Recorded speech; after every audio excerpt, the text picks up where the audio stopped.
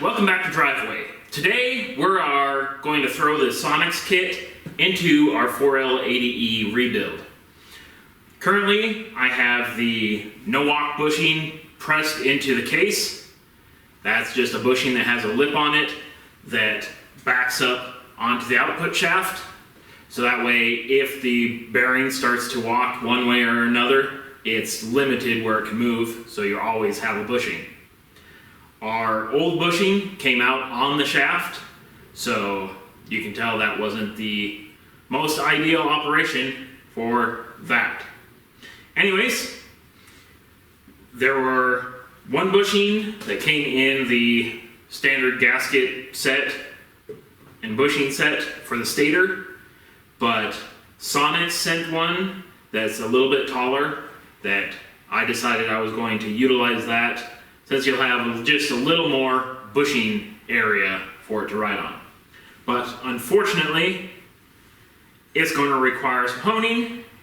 So I've got our little brake hone, and we're just going to hone away until we reach the clearance that we want, and our shaft spins smoothly.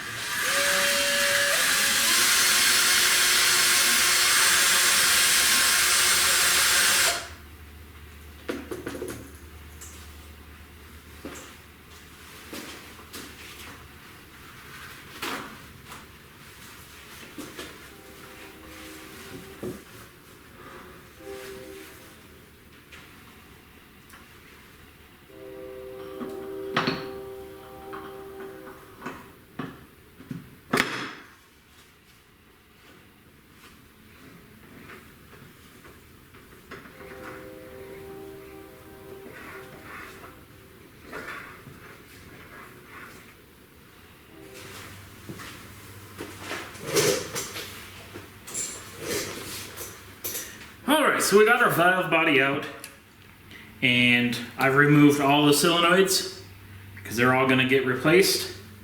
And while I'm here, we have the new TCC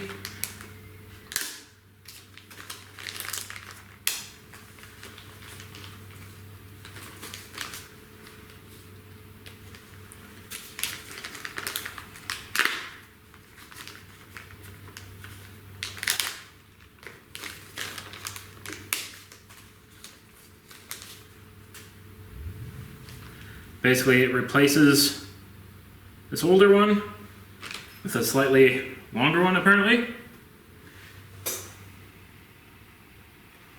And then we need to put a little Teflon seal on.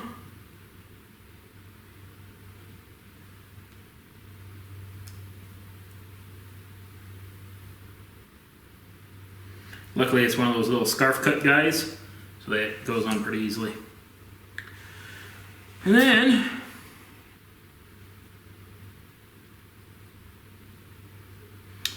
we get to choose if we want a light lockup on our torque converter, use the heavier one.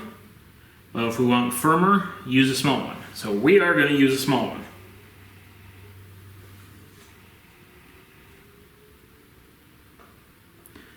So we're going to take this guy, probably just jam it back in there.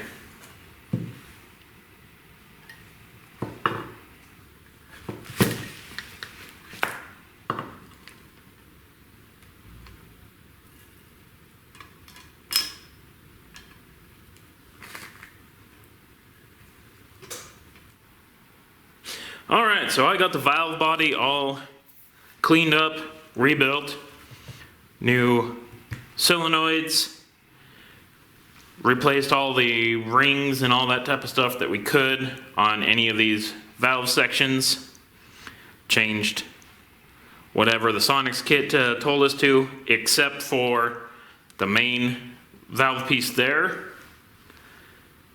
That,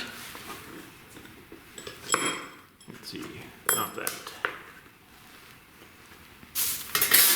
That's pretty much this guy.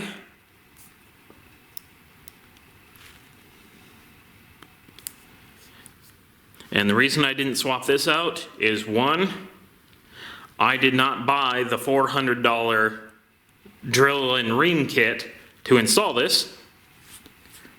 Because one, I don't want to.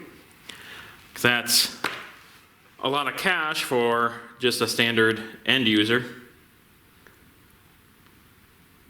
I mean, it's one thing if you're a rebuilder, that would be very beneficial, but a one-off operation, not very dollar efficient. Anyways, hopefully that still essentially behaves. So, worst case scenario, if it has symptoms of that valve going out, we can just pull this valve body back off, and we don't have to pull the trans or any of that type of stuff. We can just pull that out, fix it up, shove it back in there. Might also, if you're going down this route, you might just want to pick up a rebuilt valve body. That'll have all of these guys actually vacuum tested and make sure that they're spec'd out where they belong. And then you wouldn't have to worry about that, because it's about the same price to buy that drilling set as it would be for a complete rebuilt valve body. So that is a couple options. Anyways, I have probably close to 100 gigabytes worth of video on this transmission that I have to figure out how to chop down into a smaller video. Alright, so welcome back. We are here to finish assembling this 4L80E. So hopefully we can get that into our P30 out there, and we can get to something more fun than messing around with transmission that I probably just should have had rebuilt somewhere else. But with an extra 700 bucks in my pocket, we can get a lot done on other projects. So, with this case, we are just about ready to roll. I've got it pressure washed, kind of cleaned up. It's not picture perfect, but it's just going back in an old beat up truck anyway, so I just wanted to make sure that there's nothing that could be touched to end up inside of it, so we're all kind of scrubbed down so it's not wandering anywhere. So, I guess, let's just get to rebuilding this thing. So let's grab our seal installing equipment here.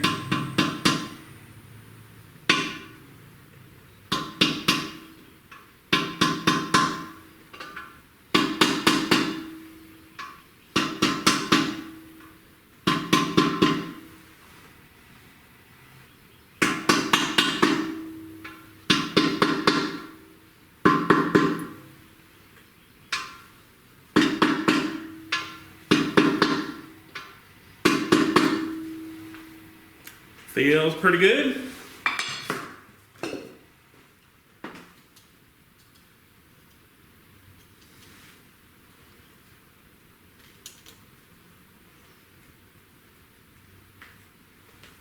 Just install our clip back in.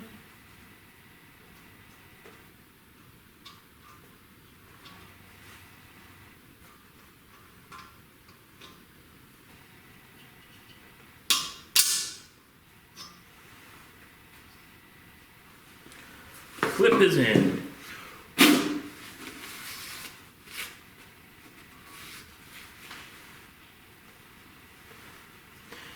Alright, so we got the clip, we got the seal, we got that Sonex anti-walk, and then we replaced this orifice seal back here.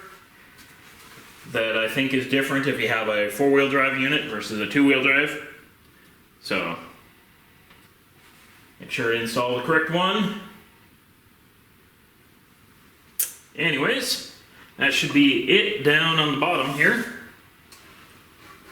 We'll install the tail shaft at a later point. So now, we need to measure our end play. So we'll throw our little selective ring washer piece there. I'm not going to grease it up right now because I want to check end play, and that will kind of interfere with it. So now we'll just have to grab our cluster with the tail shaft on it and shove it in there and see what we got going.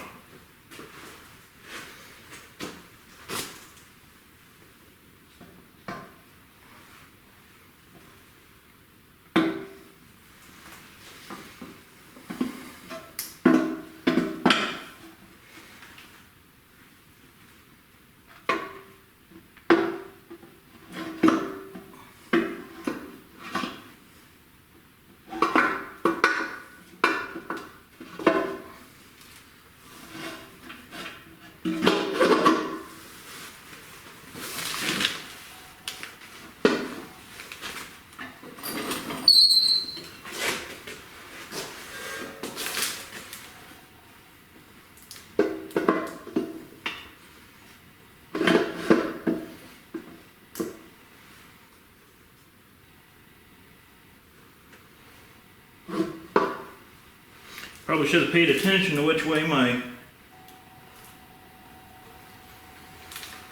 support went.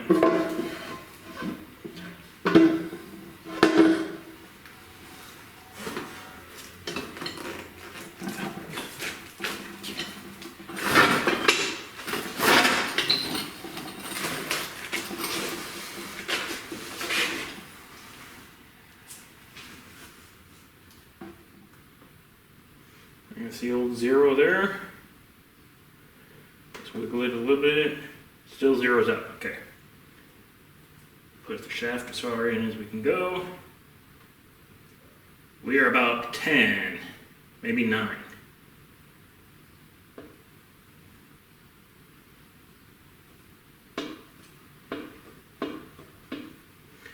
That seems good enough for me.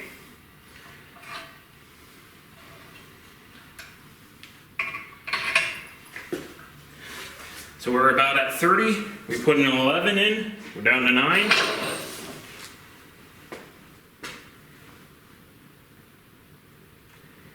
Whatever. Not like we're super scientific here, but we do have some movement, so we know that's not too foobar. So now,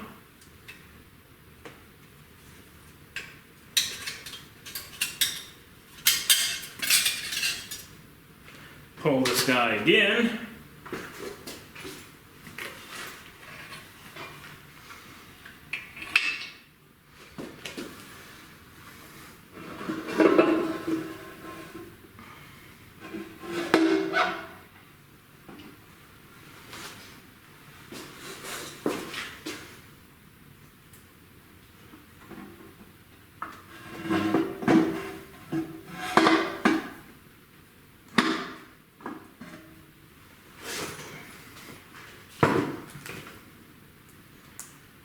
All right.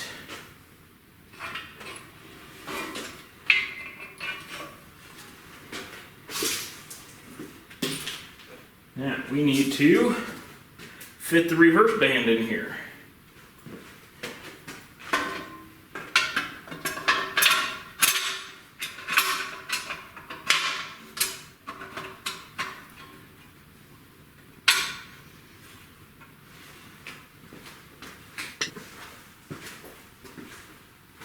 Alright, so I ended up finding an extra bearing laying on the ground. Found out I forgot to swap out this output shaft inner bearing. And then also what I ended up having to do is, following the instructions on the Sonics kit, had to kind of chamfer the edge here, give it a little more of a output path, because the bushing sticks up just about halfway into this oil hole. So by opening it up some more, it'll allow all the oil to flow where it belongs. So simply gotta just jam this stuff back in. Alright, now that we're done with that, we can shove our intermediate clutch set in here.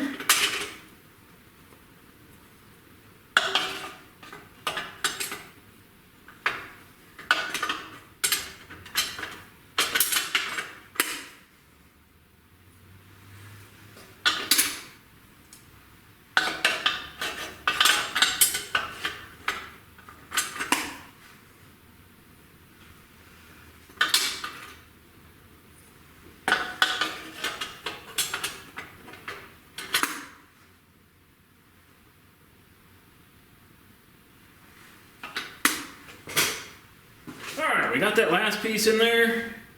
Now it's time for the overdrive clutches. Kind of just left it as a big pack.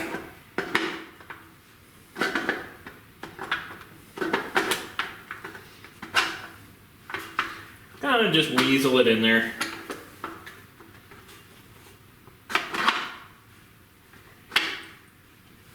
And in it goes. I'm going to try to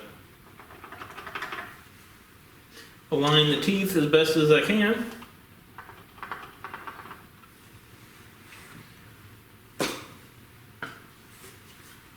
And we work this guy right down the middle.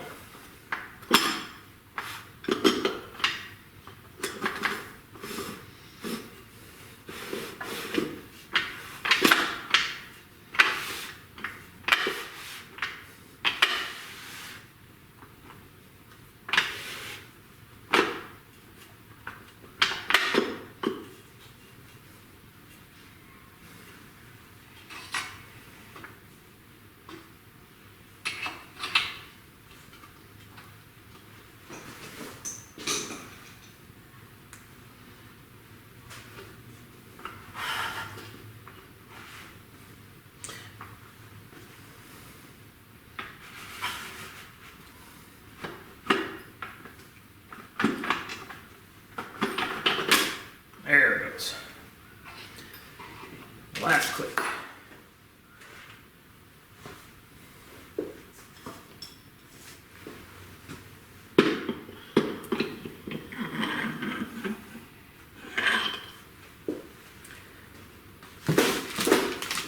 Probably throw our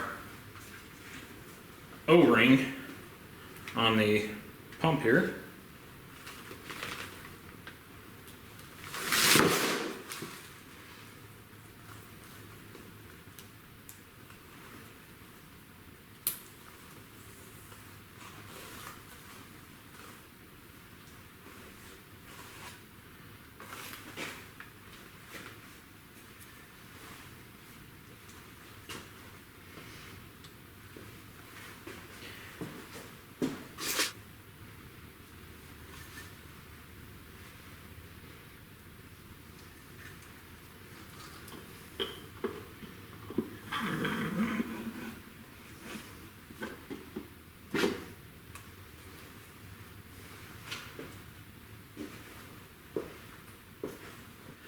Alright, so we got our valve body, threw our gasket down,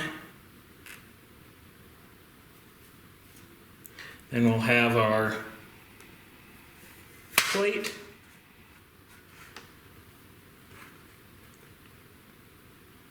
Now I've already drilled my plate out to slightly larger than stock. Got to keep in mind that when you go bigger, you want to think about percentage increase in volume versus percent increase in size. So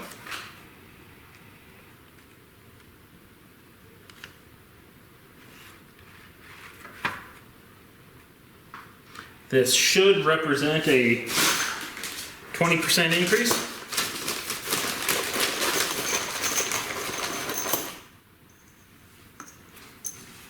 So you should have 20% faster shifts.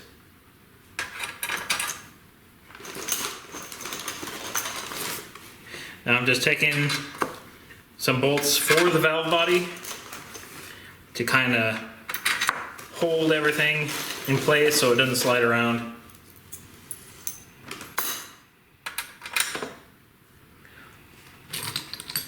Then I can come through with the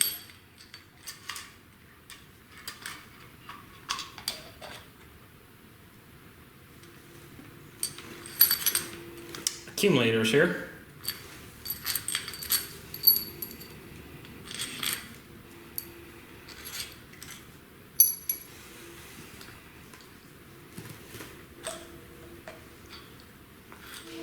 Alright, should just be able to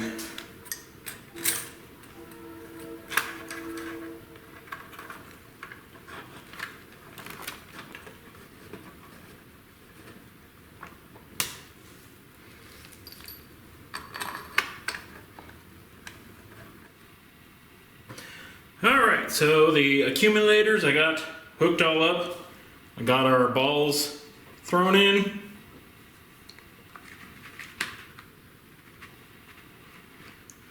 Line up our gasket for the most part.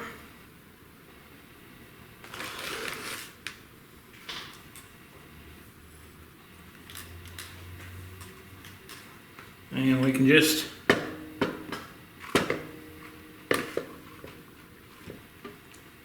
throw down the valve body.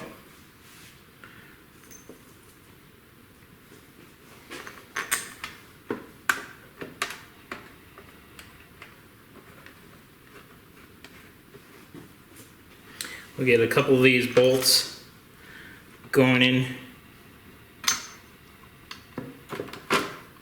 That way they can locate the gasket, keep it where it belongs.